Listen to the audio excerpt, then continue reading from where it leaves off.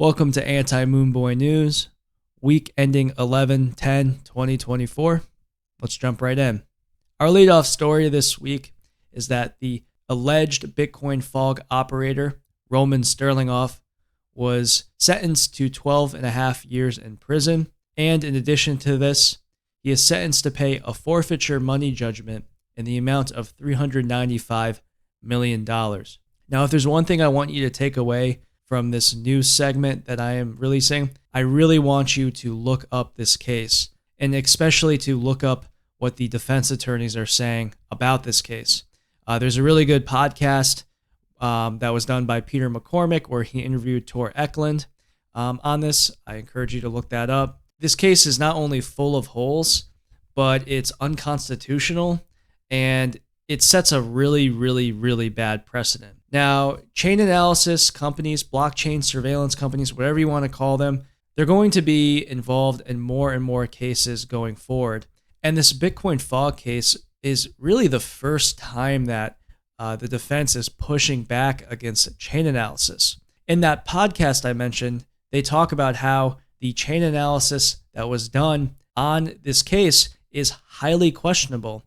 And in addition to it being highly questionable, they're not even being given the methodology of how Chainalysis, which is the chain analysis company, how Chainalysis even reached their judgment. In the eyes of the court, that doesn't really even matter, which is preposterous if you really think about it. In addition, it's highly questionable if Roman Sterlingov even has any ties to this website. Really, their main methodology of linking him to this website is email hops and faulty chain analysis. You know, there was no logs that were discovered. None of his hard drives had any mention of Bitcoin fog. There's really no hard evidence that he was even maintaining this mixer. And even aside from that, how is this mixer even illegal? You know, like, how is this even money laundering? Like, how is he supposed to know what other people are using his service for? It doesn't really make any sense. Now, the good news, this is being appealed. And like I said, there's a lot of highly questionable things about this case in which I think the appeal will work. And I really hope that we have a positive development out of this, just because this is, a really groundbreaking case for cryptocurrency. This, along with Tornado Cash, which is still, in development, as well as the Samurai Wallet case, are major stories that we will have to keep an eye on. But unfortunately, the initial fight that we've had here with Bitcoin fog did not end up going in our direction, but it's not over yet. Now, moving on, our second story this week involves a $5 wrench attack. Now, one of the main reasons why I advise against using KYC exchanges is exactly what can happen in a situation like this. In this case, it was a CEO of a Toronto crypto company, and he was held for ransom for $1 million. The suspects forced the victim into a vehicle, demanded money, they were paid in cryptocurrency, and then the guy was released. Now, there's really not much more for me to say here other than always be mindful of your OPSEC. Try to keep a low profile if you can. And if you are putting yourself out there as a crypto CEO, this can happen to you. And of course, people being held for ransom, it's not like this has never happened before. But in the case of cryptocurrency, you can then have that person send an uncensorable transaction, which later on you can hide. And this is something that is unique about cryptocurrency. Now for some lighter news, there was a ransomware attack in France, and the ransomware gang demanded $125,000 worth of baguettes, though reportedly the hackers would also be happy with Monero. Yeah, I think this was just a joke by this ransomware group, but I don't know, maybe baguettes are the new meta. Maybe we should start stacking some French bread or something. But like has been said in the past, these ransomware groups are going to slowly move more and more to Monero over time, or I guess baguettes in this situation. And the reason Monero is being requested here is because the amount being asked for is $125,000, which in the span of things isn't really that large. So Monero can't handle liquidity like $125,000. Now, in our next story, we are yet again talking about Chainalysis, which is the premier chain analysis company. And apparently what they did is they looked at the Polymarket accounts associated with very significant positions on Donald Trump winning, and they are actually able to estimate how much he profited.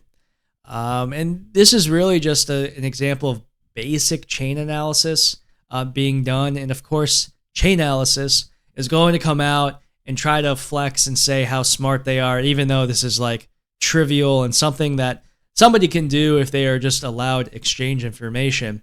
Although it should be kind of scary to people who are looking at this because, yeah, this can be very, very easily done. And if you think that chain analysis companies are not doing this to you, I don't know what to tell you. Polymarket is an interesting website. I first heard about these guys like a month or two ago, and it was because, it was back in October.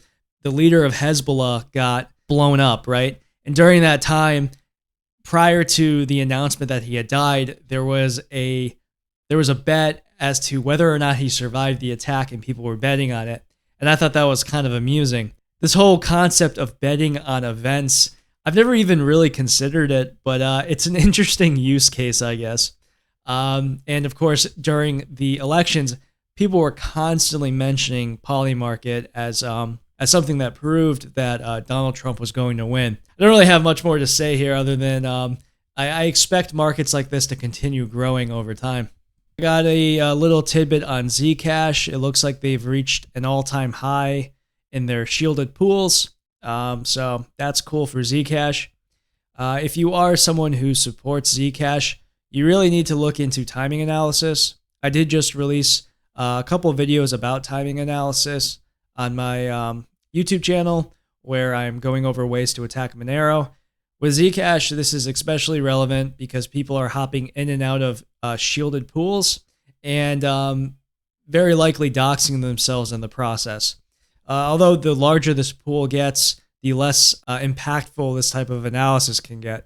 So if you do have Zcash, there's really no reason to be holding it in a transparent address. So with Trump's victory this week, one of his main promises that, at least in the Bitcoin and Monero crowd, one of his main promises that we are holding him to is the freedom of Ross Ulbricht and commuting his sentence. This was a non-violent crime, first-time offender. The fact that he's being given 2 life sentences for this is pretty outrageous, especially when he wasn't even selling the drugs.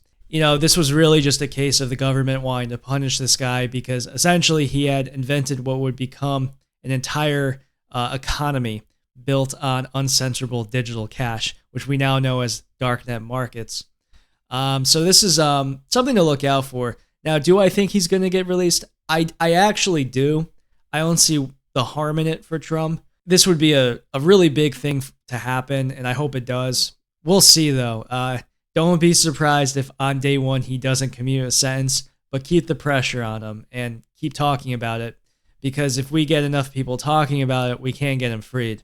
And who knows? We may see this guy at Monero Topia sometime in the future. Speaking of Monero Topia, let's now get into some Monero news. Monero Topia is next week. I'm assuming everybody who's going already has their ticket. If you haven't yet, I do encourage you to go. It's a great time, and I went the first 2 years. Now, this year I won't be able to attend in person. However, I do think I will be involved in some capacity, but keep an eye on my Twitter because I will be likely announcing something soon. I don't want to say much more than that, though. In other Monero news, Monero Con, which is the official conference of Monero, has announced their dates. It will be June 20th through the 22nd in 2025. It's going to be held at the same venue as last year in the Czech Republic. And this is going to be a big event. I actually am interested in doing something as media and maybe doing interviews over there. So I will be keeping an eye on this, and hopefully I can go. And who knows, maybe we'll have some anti-Moonboy events around Europe. I can go on tour or something. Anyway, so this one's pretty cool. The GitHub user Ever Odd and Even has made a Monero daemon GUI, this being the Monero Node. And yeah, it looks pretty smooth. It looks pretty cool. I have not had the opportunity of testing it out yet myself. I was kind of looking through some comments on it, and people like it. So check that out if you can. We now get to Haveno Redo. I've been talking about these guys a lot lately, and they've announced on their Twitter that within the next couple weeks, they are going to remove trade fees, and they will be listing Tether. Something I did mention in a recent episode of Anti-Moonboy News was that Haveno is a little less trustworthy than Bisq, and part of the reason why is because you're making these fees, and we don't know who the team is, but this is really cool. They're actually just removing the fees, probably as a way to get more people to start using their service. I'm telling you, a lot of people use Monero for these darknet markets. They need a way to acquire Monero non-KYC, and this is really the best way, either Bisq or Haveno, and we're starting to see Haveno just grow and grow and grow over time, and I wouldn't be surprised if it's starting to eat away at Bisq's market share. So the last thing we're going to talk about this week is the hype around the Bitcoin community with Trump winning. Now, I already talked about this last week, where I don't really view that much of a difference between Trump and Kamala with regards to how they view cryptocurrency.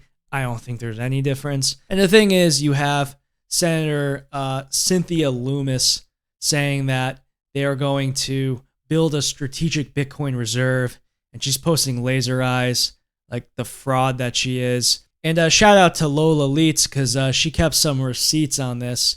And we see here that in her bill that she submitted, she's actually collaborating with Elizabeth Warren, who, as everyone who has cryptocurrency should know, sucks when it comes to crypto.